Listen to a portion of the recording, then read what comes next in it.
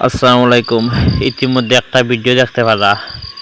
আমি হঠাৎ করে আমরা এক জায়গাতে যাইয়া তো হঠাৎ করে দেখতে পারলাম একটা ভাই মোটরসাইকেল লইয়া ফেঁকো পড়ে গেছে। ও, জানতে পারলাম বস্তা গাড়িতে খাইতো কারণে বস্তাটা খাইতে গাড়ি কন্ট্রোল হারাইয়া কন্ট্রোল দিতে পারছে না, গাড়ি আউটলাইনে গেছে গিয়া। আর মোটামুটি কোনো সমস্যা দুর্ঘটনা হয়েছে না, ড্রাইভারও ভালো আছে, খরচ মানুষও ভালো আছে, সুস্থ আছেন তারা।